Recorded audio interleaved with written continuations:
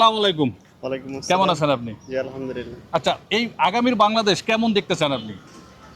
আগামীর বাংলাদেশ আমি দেখতে চাই যাতে সবাই সুষ্ঠুভাবে চলাফেরা করতে পারি এবং রাস্তাঘাটে বের হলে যাতে কোনো রকম আতঙ্ক নিয়ে যাতে না বের হতে হয়। এই দেশটা আমাদেরকে কোন দল উপহার দিতে পারবে ক্ষমতায় গেলে?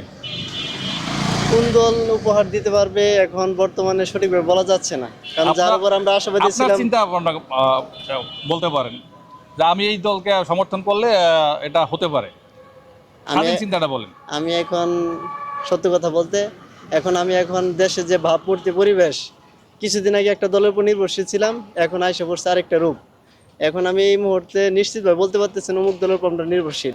তবে একটা আশাবাদী আছি যাতে আমরা সকলেই যদি সবার অবস্থান থেকে সাধারণ মানুষের যদি একত্রভূত হয়ে এরা চলতে পারি, যে একত্রবদ্ধ থাকতে পারি, তাহলে মনে হয় যে দেশটা আমি একটু খোলসা করে দেয় দেখেন, বাংলাদেশে তো আওয়ামী লীগের কর্ম হয়ে গেছে, স্থগিত হয়ে গেছে। এখন শুধু বিএনপি আছে আর ইসলামী দলগুলি আছে। এই দুইটার ভিতরে কাকে চয়েস করবেন আপনি যদি স্পেসিফিক বলতে চান?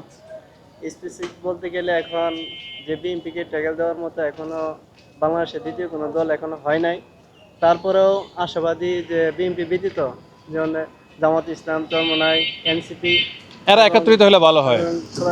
খেলাপথে মজলিস, তারা যদি একত্রিত হয় তাহলে মনে হয় যে কিছুটা বাংলাদেশের মানুষ আশাবাদ দেখতে পারে। ধন্যবাদ আপনার মূল্যবান মন্তব্যের জন্য।